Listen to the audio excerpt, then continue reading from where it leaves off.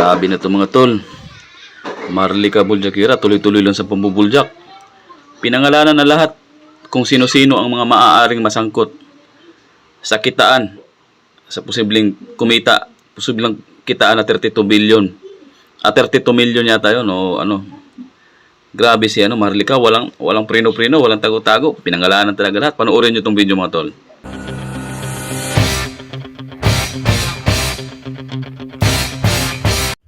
So, noong July 25, nag-release ng Executive Order number 35, si Kuting ng Norte. Pakita natin. Ayan po.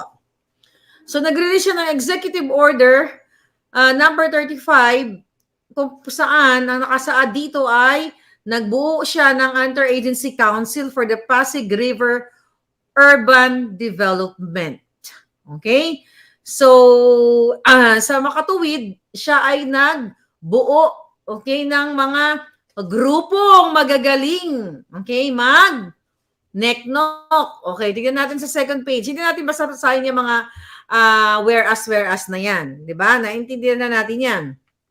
Okay? Sabi niya, ito na lang yung ito, ang babasahin natin dito, yung 1, 2, yung sa ilalim ng EO number 93. Kasi nung panahon ni Pangulong Duterte ay inabolish na yung Pasig River yung Pasig River Commission na yan. So sabi dito, sa pinakamababa, basahin nyo, the Pasig River holds immense historical and cultural significance as a vital waterway which facilitates trade, transportation, and communication and serves as a prominent landmark and tourism attraction. Alright? So maganda, di ba? Kasi ang Pasig River ay talagang historical and nasa kultura na natin yan. At dyan dapat talagang nagkakaroon ng pagninegosyo, di ba? Nagkakaroon ng mga magagandang tanawin, tourist attraction, and it's really good. But, mga palangga, okay. So, tandaan ninyo, kailangan natin maipakita sa inyo kung kailan ito pinirmahan ni Kuting. So, nirelease na ito sa pamamagitan ni permado, actually, andun din yung perma niya, ni Bersamin. So, this was done in the city of Manila this 25th day of July. Bakit ko nasabi na itong Executive Order number 35 na ito ay utak na naman ito si Liza Ahas. Okay? So, kung nabasa ninyo yung sagot ni Liza, nabasa ko lang sa isang pahayagan actually, sa interview ni Liza Smugs, okay, sa Tatler, kung saan tinapyas-tapyas ang kanya mga kuro-kuro. Tinapyas ang kanyang mga taba, di ba? Tinapyas ang kanyang mga butod, ganyan. So, sinabi niya doon, actually nandito, sinabi niya palangga na gusto daw niyang gawin ang Pasig River ng the Thames, I wish tama yung pronunciation ko, ng England. Alright? And Chao Phraya ng Thailand. Siguro naisip niya dahil tumira siya no nag-away sila ni Kuting for almost a year, di ba? Ang chika boom ko sa inyo na naghiwalay na yung dalawang yan dahil merong forever si Kuting, ay lumayas si Liza Smugs sa puntang Thailand. Tumira sa dyan, kaya kabisado niya ang Thailand. But hindi yan ang pag-uusapan natin yung kanyang pag-al sa balutan. Ang pag-uusapan natin ay kung paano natin i-connect na itong kanyang itong Pasig River or Rehabilitation Executive Order number 35 ay si Liza Smugs ang may akda nito. Okay? Ito, basahin natin dito ang kanyang dramatization. Okay. Okay, sabi ng August 6 article ng Politico, First Lady Jahas, hindi ko kaya basahin yung buo niyang pangalan, wants to bring the Pasig River back to life over the next 5 years and make it a popular tourist destination. Alam nyo, to be fair, napakaganda ng layunin kung ang mithiin, di ba malalim yun, ang layunin kung ang mithiin ay really for the country and for the people. Napakaganda nun. Sino ba naman mag-o-oppose nun? Di ba? Luka-luka ka na lang kung mag-o-oppose ka. But, darling, sabi dito niya, must visit in Manila, sabi dito, Lisa Marcos wants Pasig River to be like Thames or Chao Phraya. Ngayon, tingnan nga natin yan. Marcos mentioned reviving. Ito, Ahas na lang, balitan natin. Okay, Ahas wants to bring the Pasig River back to life over the next 5 years and make it a popular tourist destination. I hope umabot pa kayo ng 5 years sa ginagawa ninyo. Okay, Ahas mentioned reviving the Pasig River as one of her top 3 priorities. Diba? During the interview dun sa Tatler na pasipsip na interview yon, napapalakas at talagang tapyas-tapyas. Naku, yung mga laro nito, mga gindot na ito. But anyway, sabi dito sa article, sabi ni Ahas, as for the river initiative, sabi niya, article, sabi pa lang ng reporter, she hopes that revitalizing the Pasig City will make an attraction in its own right, in the same way that the Thames or Bangkok's Chao Phraya, well, anyway, gusto niyang maging bonggang-bongga ang Pasig River. Mas multi-billion. Ito, San Miguel Corporation currently is multi-billion peso initiative to remove waste. And I think Ramon Ang, di ba, donated 2 billion sa kay Duterte administration, di ba, para linisin ang Pasig River nung nakaraan. So ngayon, kaso mga kababayan, may nakarating sa atin mula sa Puting Ahas, like actually, nasa Calgary ako nung balitang ito, mga kababayan, na pinatawag, okay, ano nangyari?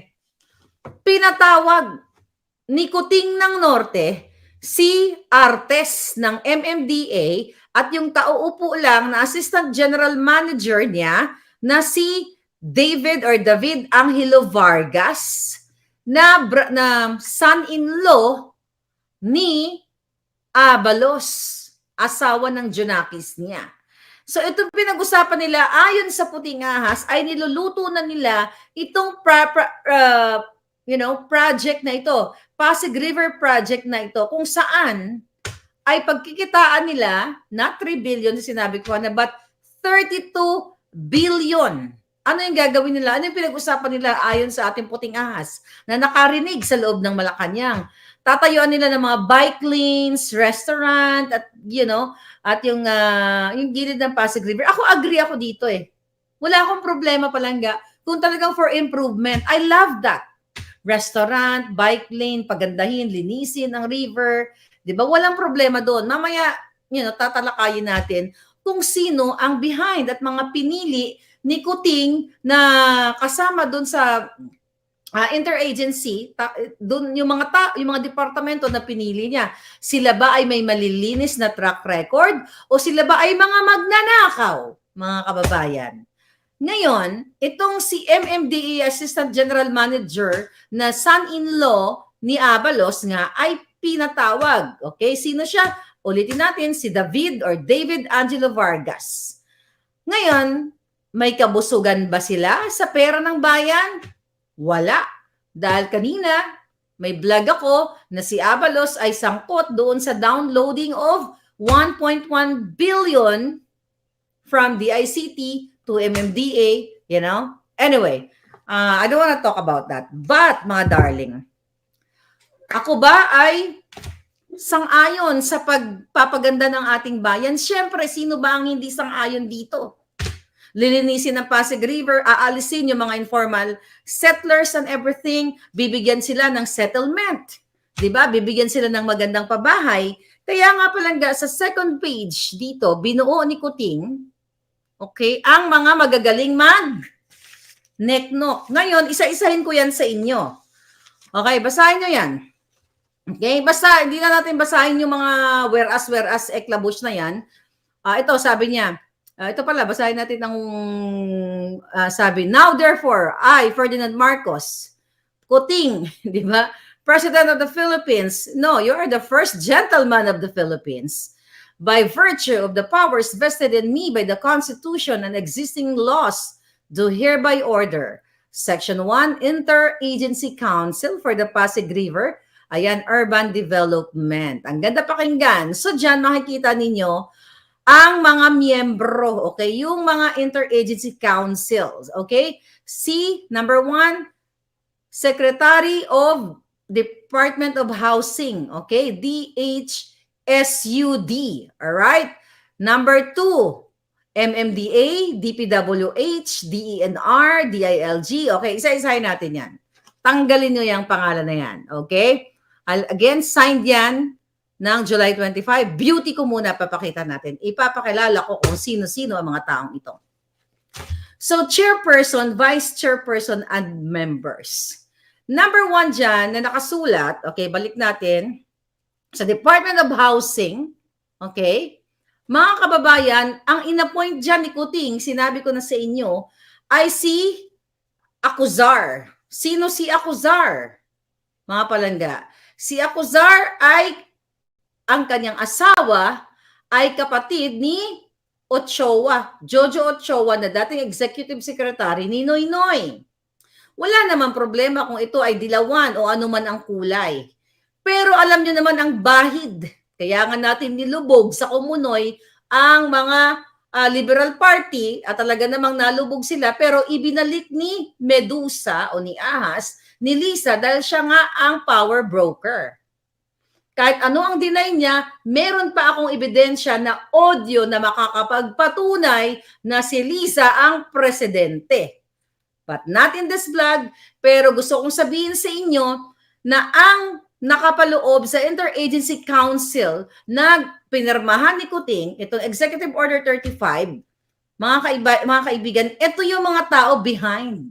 Paanong pagtitiwalaan ang chairperson na kapatid ni Jojo Ochoa na pinalubog din ng bayan at mayroon siyang business, 'di ba? Meron siyang conflict of interest ang kanyang pwestong binigay sa kanya ni Kuting dahil po siya ay builders.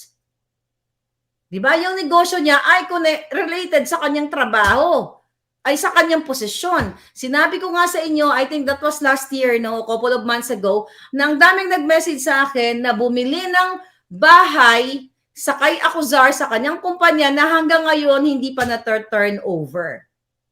Bakit ko po pinapaliwanag sa inyo mga kababayan? How can you trust these people na mismo yung mga Pilipino, mga OFW na supposedly naiintrigan to turn over na ang kanilang mga bahay dahil sa pagiging ganid, okay, ng kanyang kumpanya at anomalya.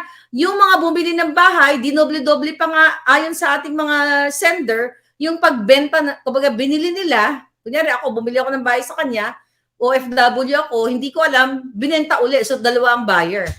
But hindi ako magtututok tayo doon. Pinapakilala ko lang sa inyo. Okay, another person sa katauhan ni Armando Artes.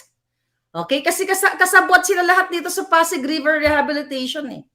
Okay, si Armando Artes na sangkot nga doon sa 1.1 billion na downloading of funds from DICT without the guidance of Congress. Di ba? Pinag-usapan nila yan. Tapos nung natimbog sila, nahuli sila, magkasabwat sila ni Abalos na tumawag si Abalos sa Congress, o sige, susoli na lang namin yung 1.1 billion kasi nahuli. That was my vlog couple of hours ago. So, MMDA. Kaya pinili ni Kuting ang magagaling. Okay, Secretary ng DPWH, si Manuel Bunoan. Manuel Bunoan had a corruption case actually, nung panahon ni Noynoy in 2013. Google nyo yan, Manuel Bunoan. Sangkot siya sa, I think, 15 million. Wait a minute. 15 million na anomalya. Alright. Okay, wag na lang natin yung kaso kasi haba tayo. Basta i-google nyo, itong DPWH, si Manuel Bunoan ay may kasong graft and corruption. How can you trust these people? Okay, sunod natin, si Secretary ng DNR, kasi ito'y hahawakan nila ang pera ng bayan. Who is the Secretary of DNR? Maria Antonia Yulo Loizaga, na kamag-anak ni Lisa, na imagine niyo, I think that was December, yung sa illegal mining. Okay, na pinayagan nila, na inalaw nila na mag-export tayo ng nickel ore. Remember that? That's under her. Binlag natin yon. But anyway, pinayagan kahit walang proper documents at inalaw itong itong Chinese company na ito na majority ng ownership is foreigner na supposedly 40-60, di ba? Based on our constitution. But again, ito po ay pinapakilala ko lang sa inyo. Paano natin pagtitiwalaan si Maria Antonia Yulo Loizaga na imagine nagkaroon ng oil spill. 'Di ba? Problema pa rin ang oil spill. Itong mga nakaraang buwan, 'di ba?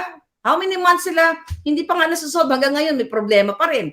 So paano mo parang ganito 'yan paano mo pagkakatiwalaan ang magmamanage ng iyong tindahan kung ito ay corrupt, kung ito ay palpak? Okay, sino pa ang hahawak nitong Pasig project na ito ni Liza Marcos? Si Frasco. Ayan, Secretary of Department of Secretary of Department of Tourism. Ayan mga palangga, yung mga kararating lang. Ayan, basahin nyo lang, screenshot nyo. Or Executive Order 35, you can just Google it and download it like kung ano yung ginagawa ko. Okay. So si Frasco, Diyos ko, di ba? Mainit na mainit yung tungkol sa stock footage na binili nila.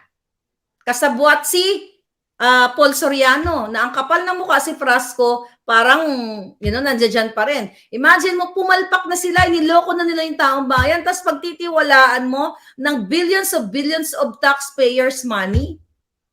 So yun yung point ko. Yan ang mga interagency, okay? Task council na ginawa ni Liza Marcos sa katauhan ni Kuting.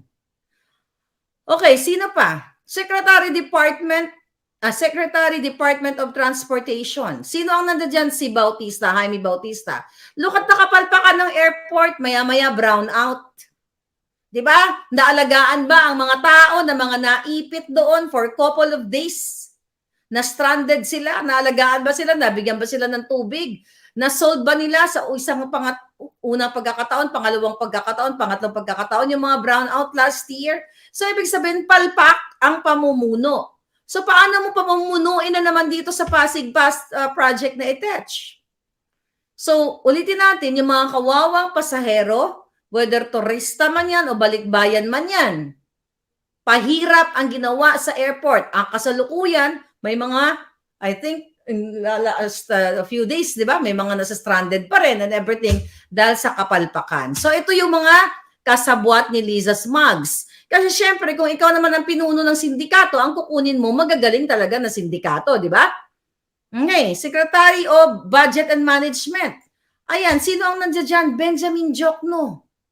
Naalala nyo ba, couple of months ago again, nang gusto niyang baguhin ang pension scheme ng mga men in uniform, men and women in uniform natin. Dahil sinasabi ni Jokno na makaka-apekto daw sa ating budget at mauubusan, brown out kasi may naipasok, sabi ni Coops Howard. Yes, yung ginto. Thank you for reminding me. 100 kilos of gold. Yeah, I remember that. Ngayon mga kababayan, so balik tayo dito kay Jokno. Si Jokno gusto niyang bayaran, sinasabi niya na ang mga men and women in uniform, dapat daw ay tataksan sila yung kanilang mga pension at dapat masyado daw malaki yung kanilang tinatanggap. Di ba? May mga ganun siya. Kasi daw yung mga teacher o yung mga ganitong mga profession, kino-compare niya. At binlag na natin yan. Bakit mo i-compare itong men and women in uniform, mapapulis man yan, mapasundalo na taos-pusong, nagsisilbi sa bayan, na totoong nagsisilbi. Of course, minus yung mga buhaya, di ba? Let's talk about that sa ibang pagkakataon. But ganun pa man, ito'y nakataya na sa hukay ang kanilang mga buhay. I'm talking dun sa mga mababait, magigiting na mga pulis na totoong gumagawa ng trabaho para ialay ang kanilang buhay sa bayan. Diba? Kinumpare ni Jokno yun eh. Oh, ito siya, kasama siya dito. Budget and Management Secretary. Imagine mo, diba? Walang pakialam sa mga kapulisan, kasunduluhan natin, na tinataya ang kanilang buhay, walang empathy, walang pagmamahal, walang compassion sa ating mga lingkod bayan. Chairperson, National Historical Commission of the Philippines. Oh, hindi ko na-research to. Hindi ko alam kung sino siya. But anyway, skip natin yan. Ito, General Manager, Philippine Ports Authority, si J. Daniel Santiago. Binlag ko to, in less than a year, bumili ng bahay at mga mansyon. I think nandito yung picture. Tignan natin kung nai-ready natin yung pictures. I hope nandito, ano? O sa phone ko lang pinakita yon. Tignan natin kung nandito sa ating StreamYard, mga palangga. Yung kanyang bahay na pinagawa. Okay, tignan. Wala. Anyway, pinakita ko na yan sa inyo. So itong si General Manager ng Philippine Ports Authority, less than a year ay bumili na ng mga properties, mala mansyon, mala Beverly Hills. So pagkakatiwalaan mo, nahawakan ang 32 billion. Hindi paghatian ng mga hindot. Okay. Ang Philippine Coast Guard, fresh na fresh. Ang kapabayaan diyan sa Binangonan na 27 katao ang namatay.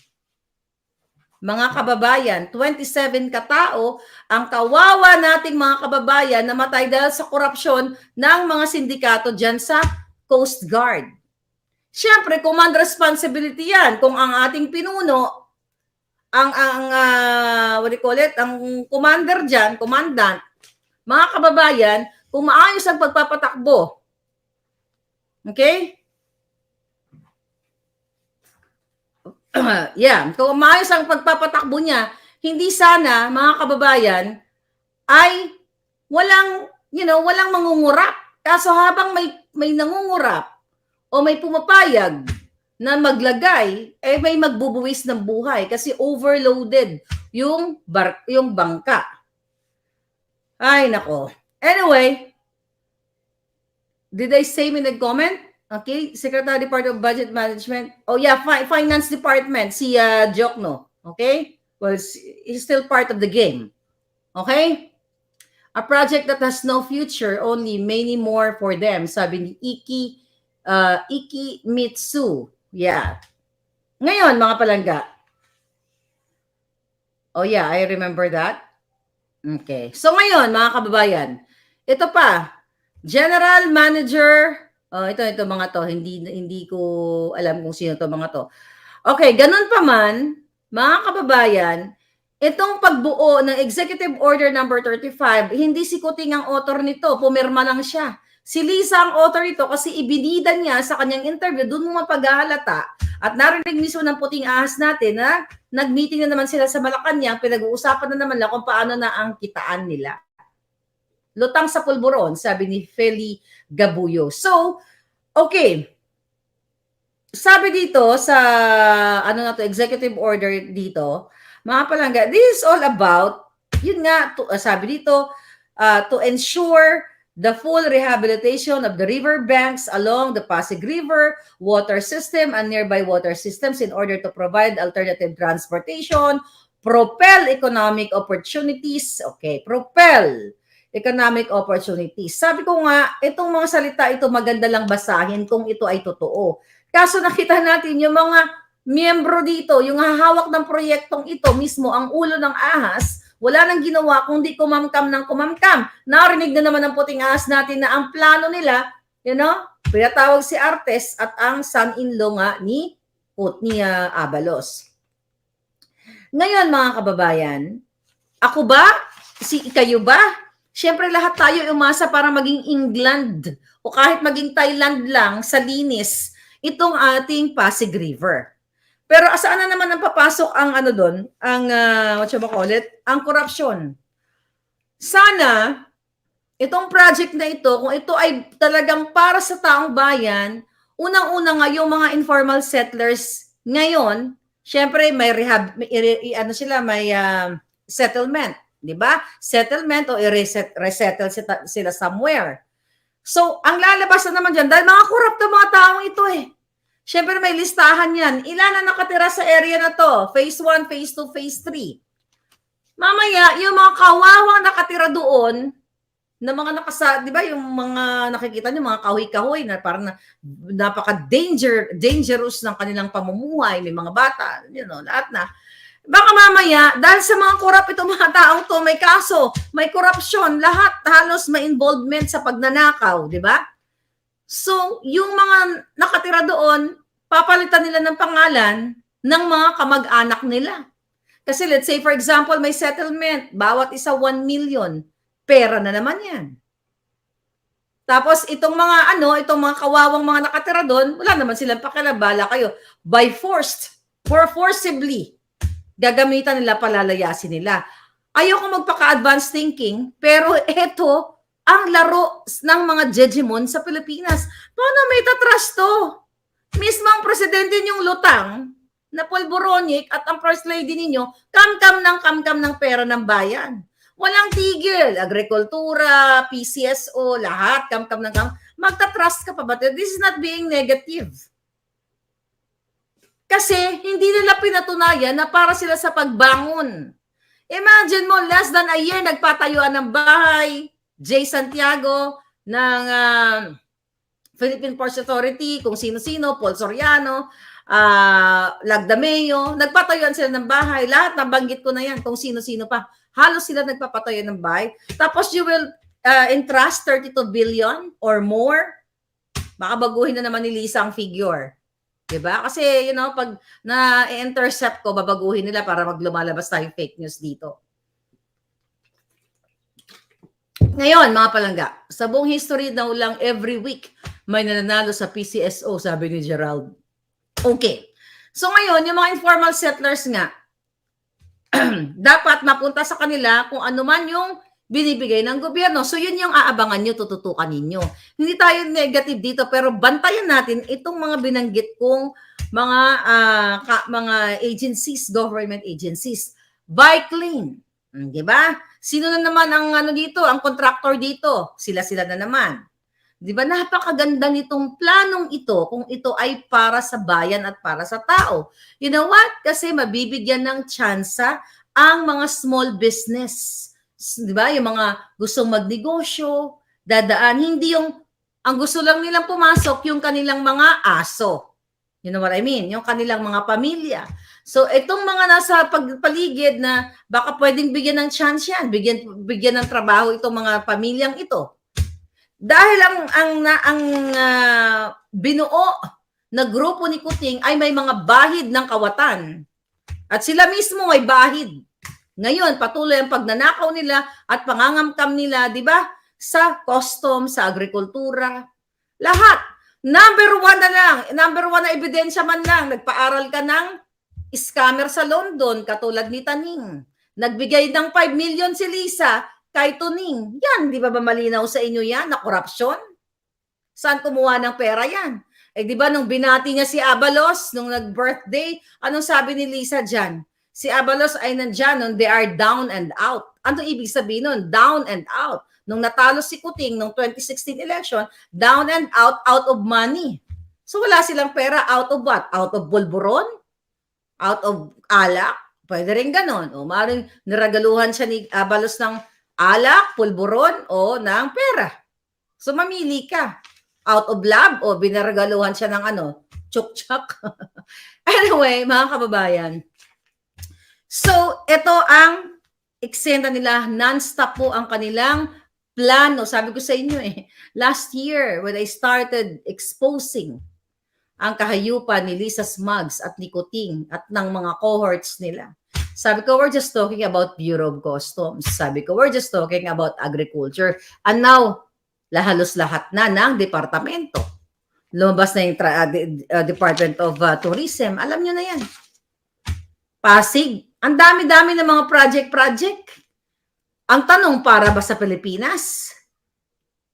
We love you, Maharlika. Kasama mo kami sa laban, sabi ni Hugot University, against all demons. Ngayon, karma, sabi ni Smugs, kung nanonood ka man, hindi ka tatantanan sa maghimas ka ng rehas. So, i-correct natin yung ating sarili. Ang sabi ko kanina sa inyo, si Benjamin Jokno ay Secretary of Finance na. Sino ba sa DBM? Si Amina. Siya ba yun, yung babae? Anyway, yun, tingnan natin, bantayan natin, hindi ko siya na-google. Sino ba sa DBM? Ano ko nga, paki-research nga. But anyway, kasumpa-sumpa ang kamkam, budol-budol, sabi ni Dale Bing. Sabi ko nga palang paano, alam mo, may kausap ako kanina. Mga taong kakilala si Kuting, from the Philippines, long distance pa nga eh. Na sinasabi sa akin, ito, totoo to. Miss Maharlika, sabi niya, pinapanood ka namin. Ito, totoo ha. Sabi niya, sabi niya, some of your expose, sabi niya ay totoo. Pero sabi niya, pwede ba? Sabi niya kung pwede lang naman. Medyo bawas-bawasan mo yung pagmumura mo sa kanila. Sabi ko ganon. Sabi ko sa niya, pero naintindihan kita. Sabi ko, masakit po ba? Kasi, syempre, kakilala nila to eh. Pero sabi niya, hindi ko, si Amina Pangandaman, DBM. Ayan. Tignan natin kung ano yung mga performance sa mga yan. But anyway, yun, tumawag nga sa akin. Tapos yan nung ako actually, nung itong taong ito, nakakilala nila dyan sa Pilipinas, kung ano daw ba yung, bakit ako nagkaganito.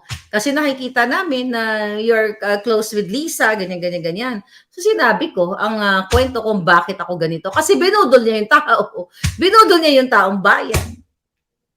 Diba? Yun ang pinakagalit ng taong bayan. Binudol nila.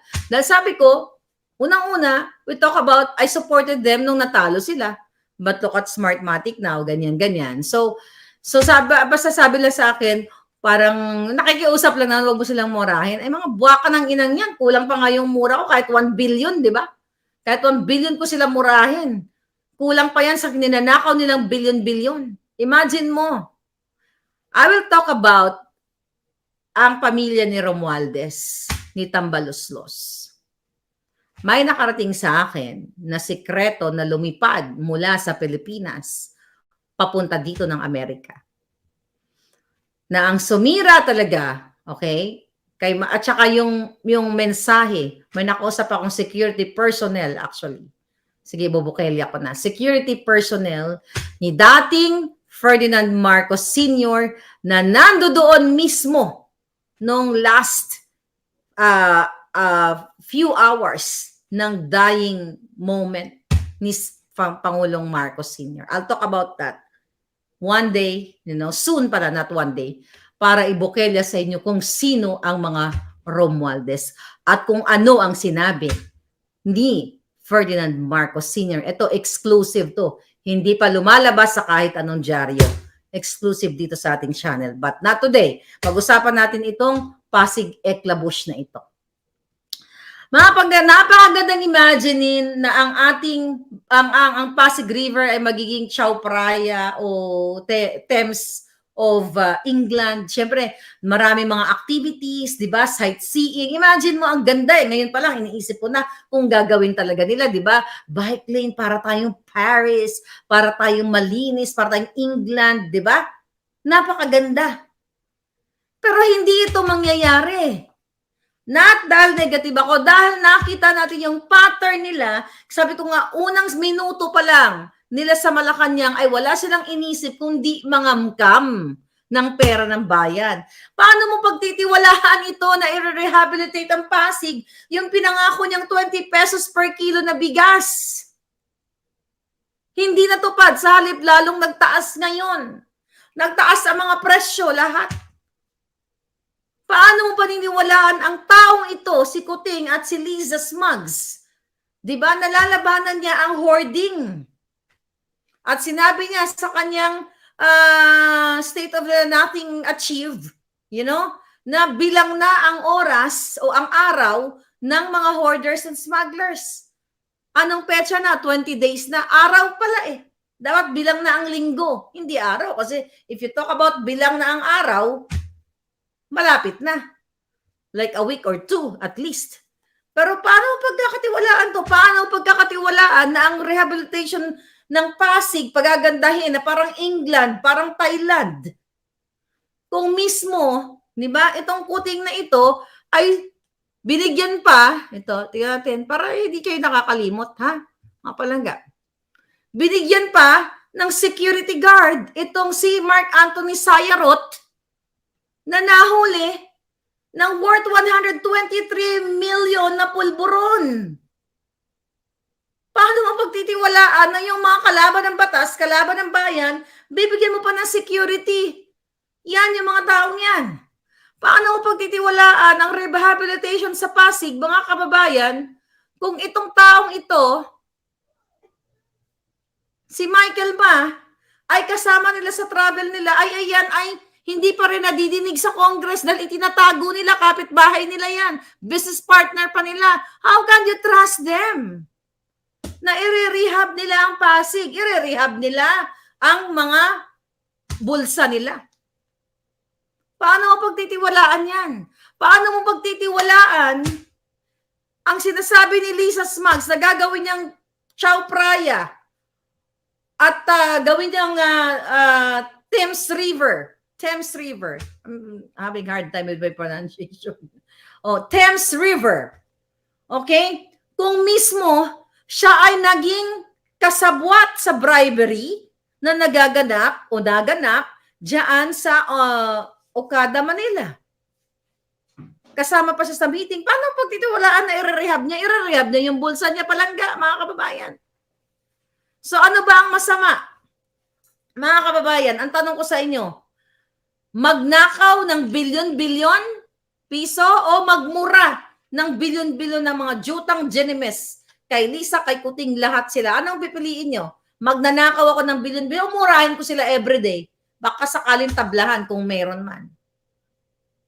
Diba? Gina Poblador. Thank you, Palangga. So, paano ko maniniwala kay Lisa Smugs na gagawin niyang England at Thailand man lang?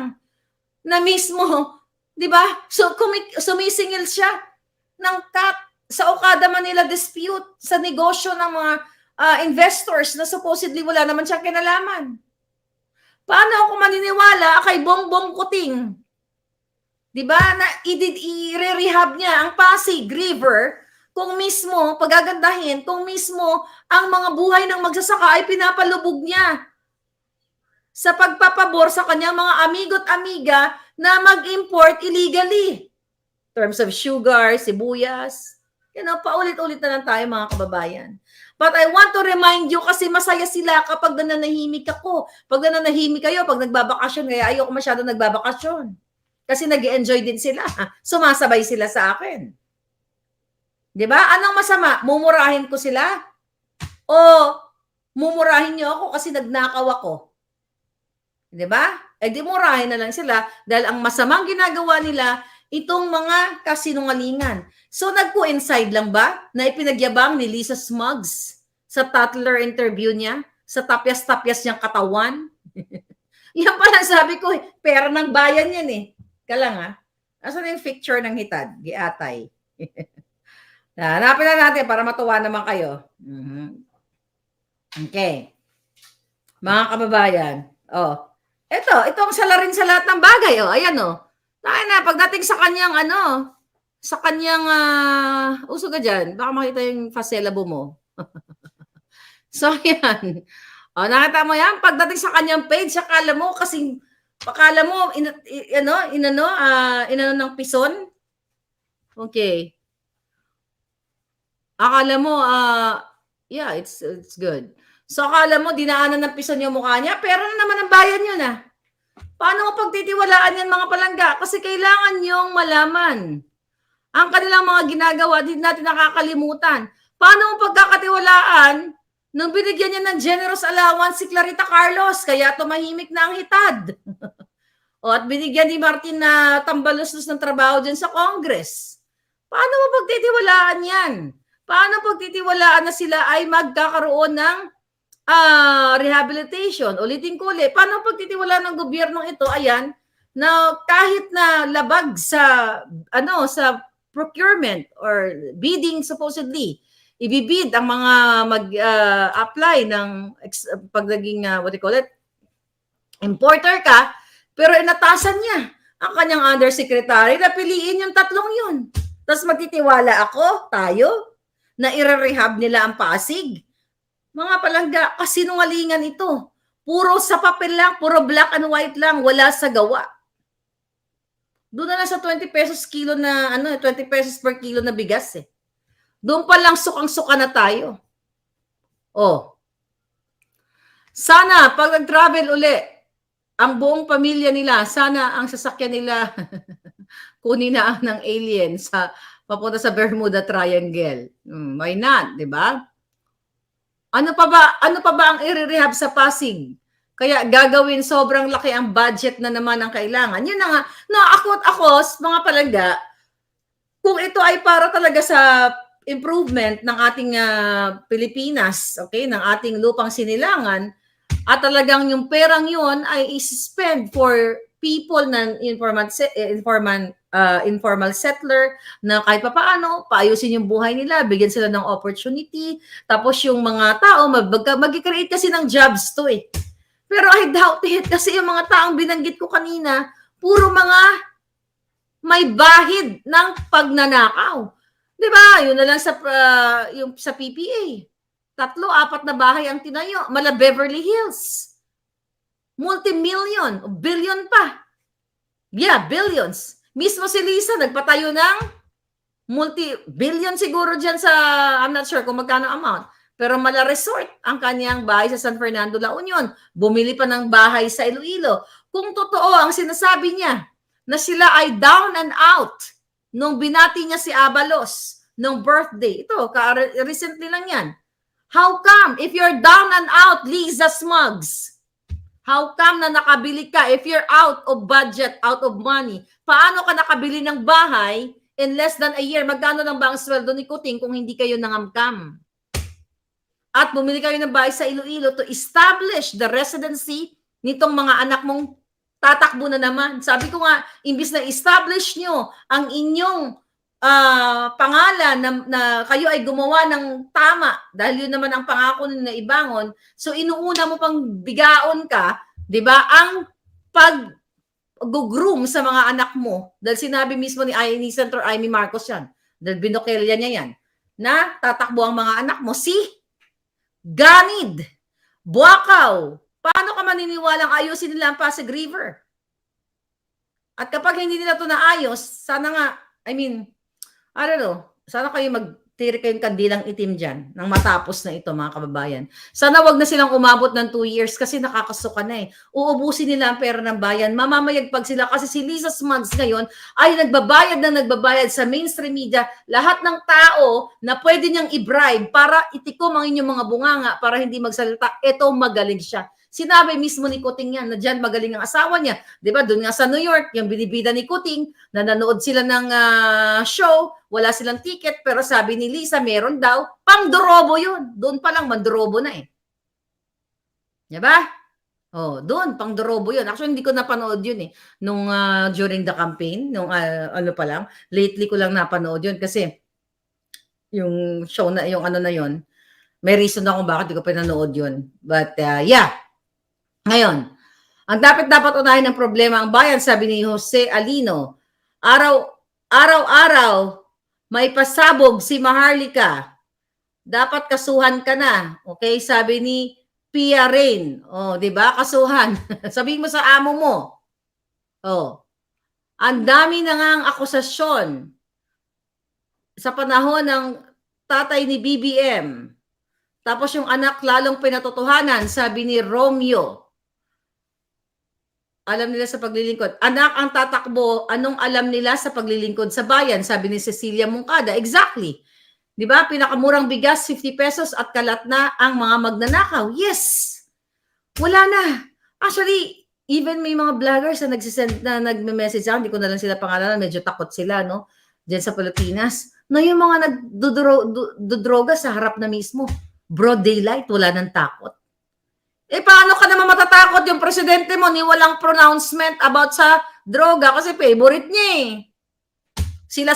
Paano nga naman pala siya, ito now you know, paano nga naman siya magme-mention na labanan ang polboron, mga kababayan, ito, ulitin natin uli ha.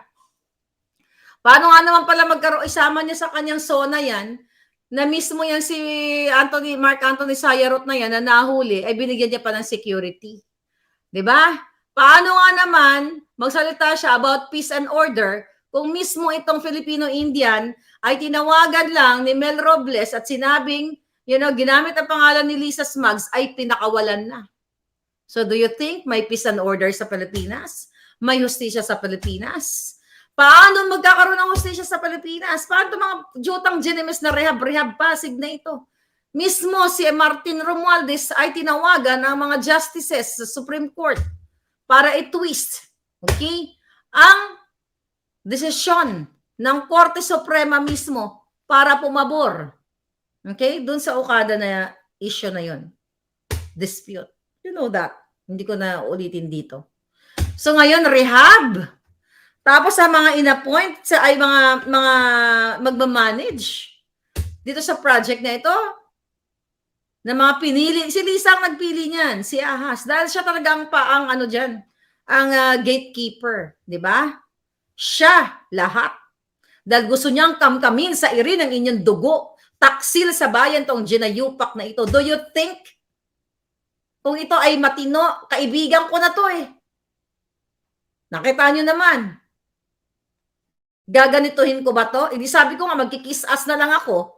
Diba? Baka napaaral ako sa London katulad ni Taning, pero hindi ko pinili ang mag-kiss ass at maging part ng kanilang pagnineknok sa pera ng bayan. Hindi ko pinili na pag-aralin ako sa London katulad ni Taning, na scammer lahat. Diba?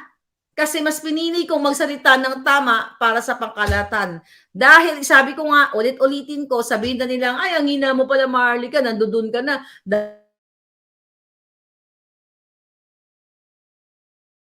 Tsura ko, na static na. Ang dami nagsabi sa akin, nandoon ka na, ang daming lumapit sa akin. Matataas na tao nung sa Pilipinas ako. Kasi akala nila, magagamit nila ako para sumipsip kay Lisa. Pero hindi ko ganamit ang friendship namin, that was hindi pa long time ago. Para kamkamin ang pera ng bayan. Uutuin ko lang yan, ay madam, ang sexy-sexy mo, ang ganda-ganda mo, ang kinis-kinis mo, kahit hindi. Katulad ng ginagawa ng mga nagsisip-sip sa kanya. Hindi ko kayang lumamon, di ba, magdakdak dito sa social media na yung pala ay bayaran ako ng gobyernong ito at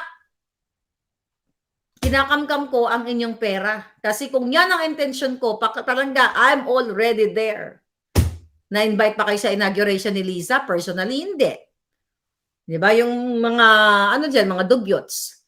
Pero mas pinili kong magsalita at nakita ko, unang-una, dun sa tanong, actually, nung from the Philippines, dating security, actually, ni Pangulong Marcos. Ano ba talaga nangyari? Sabi ko, Sir, hindi ba ako magsasalita?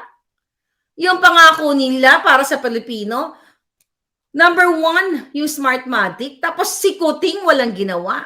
Hindi ba ako magsasalita na si Lisa Smugs ay kasama ko para sa electoral protest ng kanyang asawa? Tapos ngayon, deadma sila at nakipag-usap pa siya mismo sa Smartmatic para makipagsabwatan, para magkaroon ng sure ball na panalo ni Kuting. Sabi ko sa kanya, ayoko maging part ng ganyan. Diba? Hindi ako magkikiss ass. May buhay ako. Makakakain ako, sanay ako magbanat ng buto. Pero nakakalungkot na yung pera natin ng taong bayan, bilyon-bilyon na makapagbibigay, trillion, na makapagbibigay sana ng kakalwanan ng buhay, yung Pasig River Eclabush na yan, na rehabilitation, it's all bull. Mapupuno na naman ang tiyan ni Lisa at ng kanyang mga cohorts, ng kanyang mga kasabwat na may mga kasong pagnanakaw. Mobs of Kyoto, grabe naman kasi ang polboronic conjugal empire na ito. At ibubuking ko sa inyo kung gaano kabait na anak si Kuting. Noong mga moments na ang kanyang tatay ay nagsasuffer. So yung nakikita nyo ay mga palabas lamang pala yan. Dramatization lang. Exclusive. Bibigyan natin yan ng time. Pati ang huling binanggit. O, di ba? Kung nakapanood kayo ng yung pelikula, Martyr, hindi ko napanood yun eh. Di ba? Marami daw, ayon sa ating informer, maraming kasinungalingan doon na ikinuwento sa pelikula. I don't know, baka iba yun ang kwento ni Senator Amy, pero ito ay galing mismo sa taong nandoon nung siya ay binawian ng buhay. Okay? Ang ating security personnel. Wala na lang na kung sino yun. Then Scorpion, rehab, baka rehabilitation. Exactly. Malis, mga kasabwat, dugay po ang karma ani nila. Oy, nga, malapit na yan mga palangga. Tama ka, madam. Buti na lang nandyan ka, sabi ni Roberto Nalos, para malaman ng taong bayan ang pagiging corrupt nila. Sayang ang boto ng 31 million na nabudol. Yes. For Ma'am Raga, hindi priority ni BBM ang pagbaba ng presyo ng bigas. Ang priority ni BBM ang pag-export ng shabu. I'm waiting sa next SONA mo at your outfit, sabi ni Lufax. Oo nga, ano? Yes, i-announce ko ang ating SONA. Ipa-finalize natin yan. Yung mga hindi ko nasama at isasama natin. Pero mga kababayan, thank you so much kasi you're there at talagang dapat bantayan natin dito. Itong Pasig Rehab na ito is ito malaking pagkakaperahan nila. Dahil narinig mismo ng puting ahas ang kanilang agenda na paghahatian nila at pagkikitaan nila itong mga ganitong klaseng project. But before anything else, I would like to invite you all sa lahat ng mga nasa Canada, America, Europe, parts of UK to download Sendwave app. Libre ang magpadala sa Pilipinas, mataas pang exchange rate. And may promo tayo, but I will announce that later, okay? Tomorrow. So, magtitiwala ba tayo sa gobyernong itech? Molly Charlie, nakakagigil. Good evening all from Darwin. Corazon Sipit Maningat and si Corazon Ostero. Ayan, good evening. Watching from Hong Kong. So mga kababayan, isipin ninyo ha, imagine, sabi ni Pedro Hill, sa meeting with the mayors and congressmen sa Pampanga, ang reason daw kung bakit bumabaha ay dahil malakas ang ulan. Di na siya nag-isip. You know what? I have to watch that kasi matapang yung congress, hindi ko pa napanood yun, scan ko lang. I will watch that talaga. Maggagawa tayo ng reaction. Ano kaya matatapos kaya ni Kuting ang taong ito? Sabi ni Celso. We'll see mga palangga. I'm not sure. Pero palupit ng palupit ang kanilang pangangamkam. Hindi sila titigil. Sabi ko nga, ito na lang mga kababayan. Kung ang puso ni Kuting na itim, di ba? Ang puso niyang itim na kasi, dati kala ko pula yung kanyang puso, ay para sa Pilipino, yung mga anak niya, imagine mo, nag-i-establish ng residency. Dapat yan tumulong. Nakita niyo ba yung mga anak niya na gumagawa ng kawang-gawa? Wala. Nakita niyo ba si Lisa, puro acting-acting lang, puro party-party, puro laklak ng alak, puro bangag-bangagan lang? Hindi yan. Hindi yan ang mga taong totoong tutulungan ang bayan natin. 1 year na. Kumusta na? Lalong naghihirap ang taong bayan. Although, naintindihan ko naman, sabi ng kausap ko kanina, sabi niya, Miss Maharlika, can we give them a chance? Kasi 1 taon pa lang naman eh. Sabi ko sa kanya, sir, bago ako nagsalita, bago ako nag-expose, binigyan ko siya ng chance. Kahit alam ko, dumating na sa akin yung mga A1 information. Kasi ayokong anuhin ako ng mga kalaban, ng mga pinklawan, o kung sino man na, ayan, binoto nyo kasi, ayan, nabudol kayo. Alam niyo ba kung gaano kasakit sa akin yon? Nagnilay muna ako bago ko binoljak itong gobyernong ito. Kasi isa ako sa pinaka-loyal na loyalist nga daw, sabi ni Lisa eh. Tapos magsasalta ako na walang kadahilanan. So now, this is not about pagiging loyalista sa isang politiko. Ang pagiging loyalista ko, I'm still the loyalist of all the loyalists that you know. Loyalista ko para sa katotohanan, para sa bayan at sa totoong pagbangon. Dahil ang gobyernong ito ay dinismaya ang buhay natin lahat.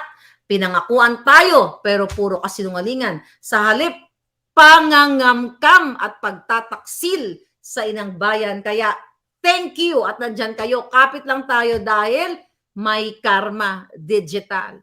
At malay nyo, malapit na. So again, this is your gubad tayo. This is your Fair Lady Maharlika. See you later.